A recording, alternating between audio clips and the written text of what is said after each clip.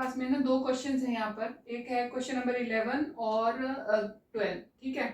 तो इसमें आपका x दे रखा है, जैसे मैंने पहले क्वेश्चन में किया, तो उसमें क्या है कि आपको कांस्टेंट, मैंने पहले भी बताया था कि अगर कांस्टेंट से आप किसी नंबर से मल्टीप्लाई करते हैं मैट्रिक्स में, तो आप उसके सारे एलिमेंट्स को उसी नंबर से मल्टीप्लाई करते हैं आंसर के लिए।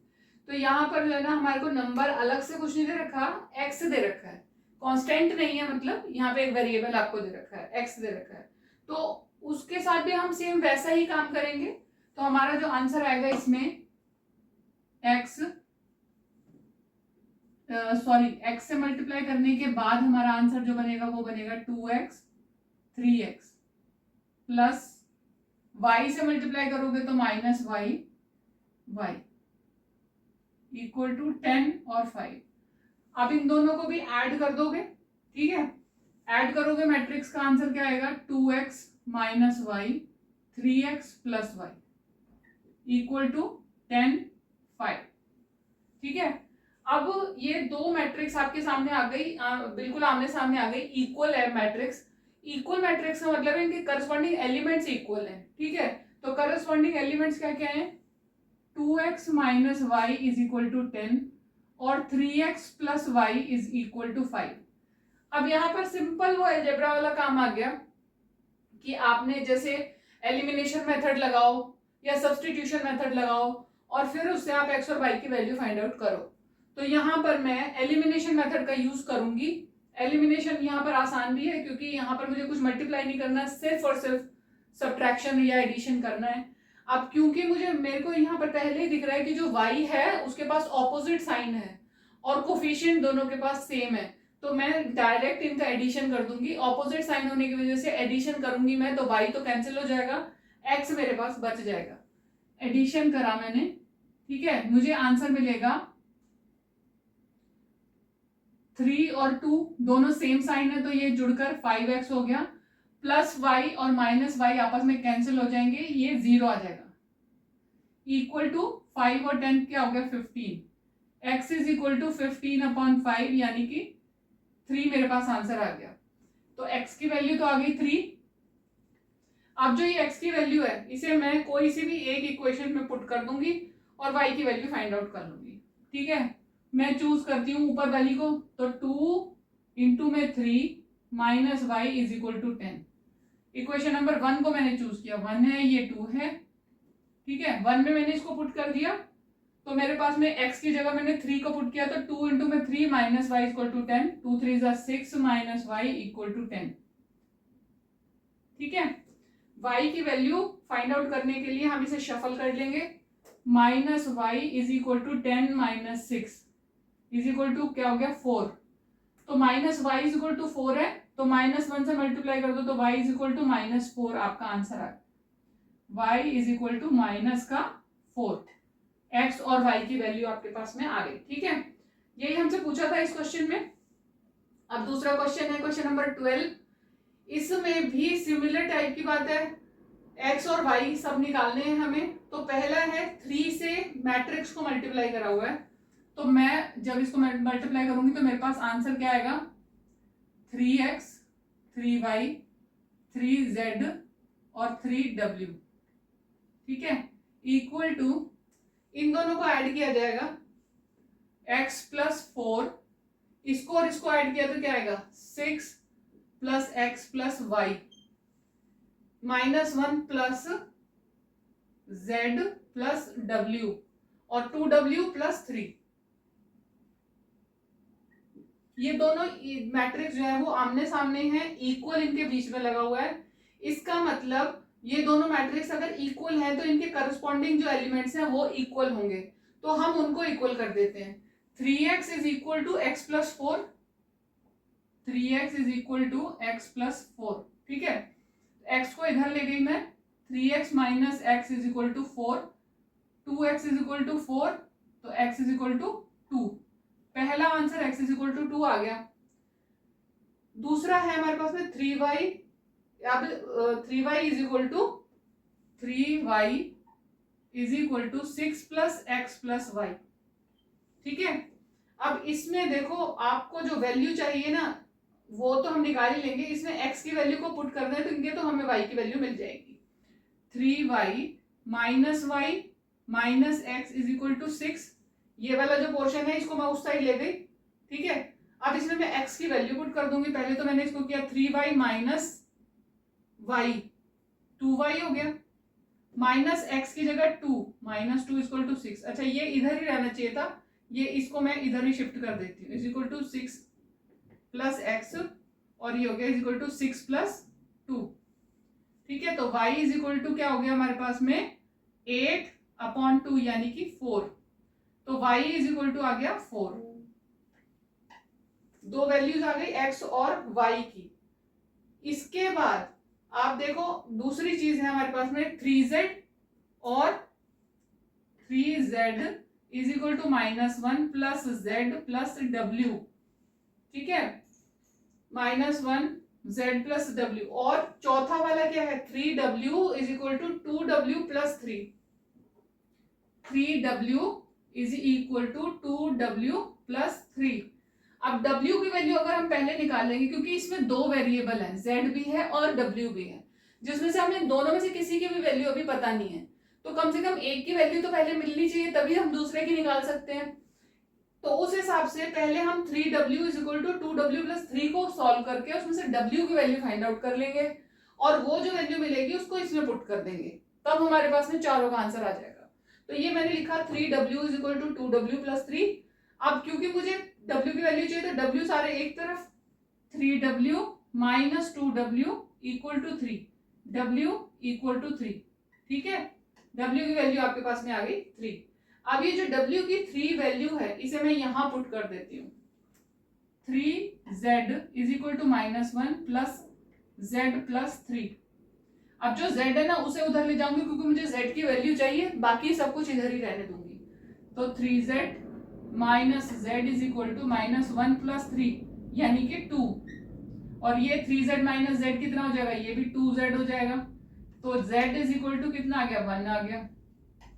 ये चारों की वैल्यू आ गई हमारे पास, x is equal to 2, y is equal to 4, w is equal to 3 और z इज इक्वल टू 1। हमारे पास में सबकी वैल्यू आ गई, ठीक है। क्वेश्चन नंबर 13, इसमें आपको fx करके एक जनरल टर्म बनाकर एक मैट्रिक्स आपको गिवन है, और पूछा गया है fx into f y is equal to f x plus y, ये हमें शो कर रहे हैं यहाँ पे, ठीक है।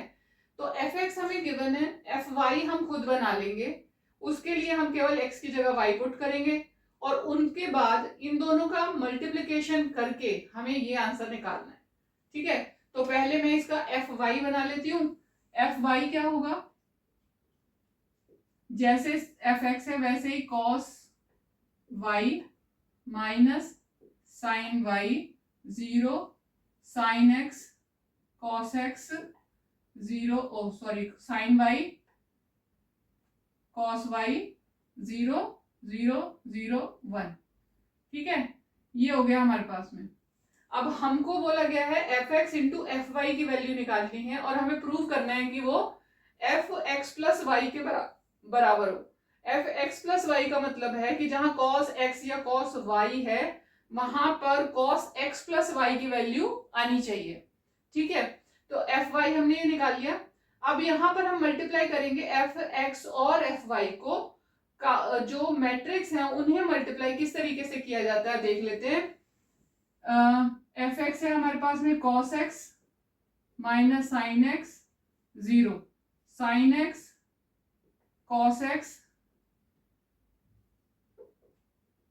0 0 0 1, ठीक है। फिर है fy है cos y minus sine y 0 sine y cos y 0 0 0 1, ठीक है।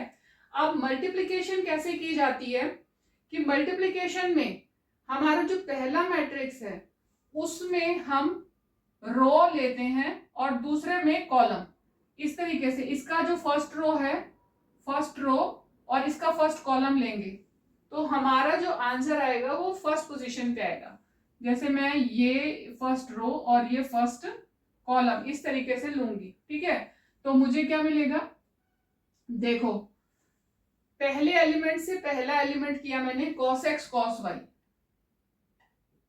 cos x cos y, फिर दूसरे से दूसरा किया, ये रो में चल रहा है और ये कॉलम में चल रहा है सेकंड वाला, तो फर्स्ट से फर्स्ट हो गया, फिर सेकंड से सेकंड हुआ, तो ये आया मेरे पास में minus sine x plus sine y, so sine x sine y. ठीक है, तो क्या होता है कि जब हम इस तरीके से मल्टीप्लाई करते हैं ना तो नंबर्स को आपस में ऐड करते जाते हैं, तो cos x cos y plus होना चाहिए था मेरे पास, लेकिन यहाँ पर माइनस का साइन है तो प्लस का साइन माइनस में बदल जाएगा, ये आ जाएगा minus sine x sine y. ठीक है, फिर तीसरा आया प्लस का 0, पहला एलिमेंट हमारा बन गया। अब दूसरा एलिमेंट बनाने के लिए हम इस रो को सेकंड कॉलम पे शिफ्ट करेंगे, तो हमारे पास सेकंड कॉलम आ जाएगा, तो फर्स्ट रो का सेकंड कॉलम स्टार्ट हो गया, फर्स्ट रो ली हमने, सेकंड फर्स्ट रो और फर्स्ट कॉलम लिया, तो फर्स्ट A11 बन गया। ठीक है, फिर A12 पे आने के लिए 1 कॉलम 1 रो 2 कॉलम, 1 रो 2 कॉलम ले लिया। ठीक है, A12 पे आने के लिए, तो ये है हमारे पास में cos x minus sine y, minus का cos x साइन वाई। ठीक है, प्लस का साइन बीच में लगाएंगे, तो ये माइनस ही है, यहां पर हमारे पास में प्लस का cos x था लेकिन साइन माइनस का था, यहाँ पे हमारे पास में माइनस का साइन x है, प्लस का cos x है, तो ये प्लस का साइन फिर से माइनस में कन्वर्ट हो गया, तो ये और ये। ठीक है, तो ये आया minus sine x cos y plus में 0। अब देखो फर्स्ट कॉलम अब है हमारे पास में, हम कौन सा एलिमेंट बनाएंगे, अब बनाएंगे A13, A13 में फर्स्ट रो इसकी लेंगे और थर्ड कॉलम इसका लेंगे, 1 और 3 यहां से लेंगे, तो देखो 0 से ये हो गया 0 प्लस 0 और तीसरा भी 0। ठीक है, कैसे कैसे, 0 को cos x से किया 0 हो गया, 0 को sin x से किया 0 हो गया, और 1 को 0 से किया तो 0 हो गया, तो पहला A11 A12 और A13 हमारा बन गया। उसके बाद अब आ जाएंगे हम A21 पे, A21 का मतलब सेकंड रो पे आ जाओ, सेकंड रो फर्स्ट कॉलम 2 और 1। ठीक है, तो सेकंड रो क्या है, sine x cos y, sine x cos y, sine x cos y. ठीक है, और ये आ गया हमारा cos x साइन वाई, बीच में प्लस का sine, cos x sine y. फिर उसके बाद में थर्ड है हमारे पास में 0 से 0, उसके बाद ये हो गया हमारा A12। अब दूसरे पे आ जाओ, ये सॉरी A21 हो गया है हमारे पास में, A21 सेकंड रो और फर्स्ट कॉलम आ गया ना, तो A21 ये आ गया, फिर सेकंड रो सेकंड कॉलम बनाना है, A22 बनाना है, तो हमारे पास में है ये और ये सेकंड कॉलम पे आ गए, A22 के लिए sine x sine y, minus का sine x sine y plus cos x cos y plus इसका 0 भी इसका भी 0 0। ठीक है, अब A23 पे आना है, तो second column second row third column, 0 से साइन एक्स 0, 0 से कॉस एक्स 0 और 0 और 1 0। ठीक है, तो ये आ गया आपका A22 A23 जो आया वो भी 0 0 ही आया।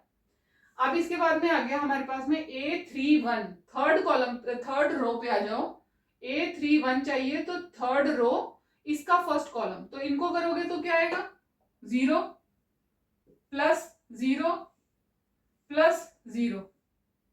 ठीक है, अब थर्ड रो सेकंड कॉलम 0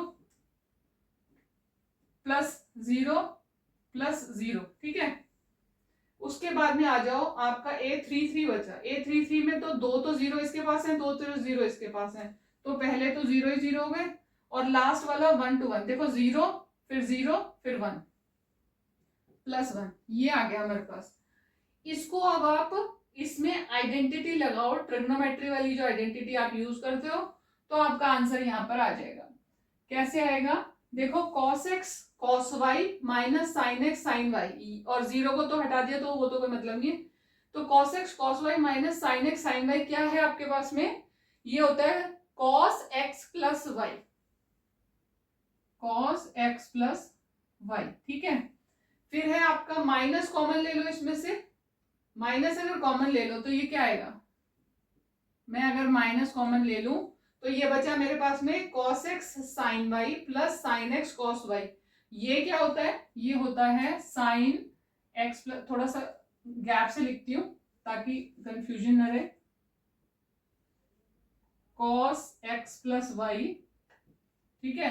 फिर यहां पर आया मेरा साइन, इतनी दूर लिखने की जरूरत नहीं है, साइन x प्लस वाई, आगे लग जाएगा साइन माइनस का, क्योंकि मैंने माइनस कॉमन लिया था, ये तो जीरो ही है, ठीक है।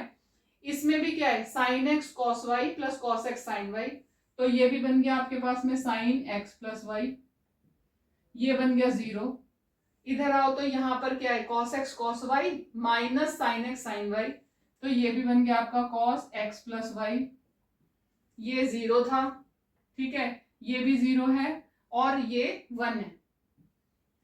तो ये आप कंपेयर करो इसको एफ एक्स के साथ कंपेयर करो तो क्या है, ये cos x cos x plus y minus sine x plus y, यहाँ पे साइन एक्स प्लस वाई और कॉस एक्स प्लस वाई, तो ये क्या बन गया आपका एफ एक्स प्लस वाई बन गया, है ना। इसका मतलब ये ट्रू है आपका, f x into f y is equal to f x plus Y.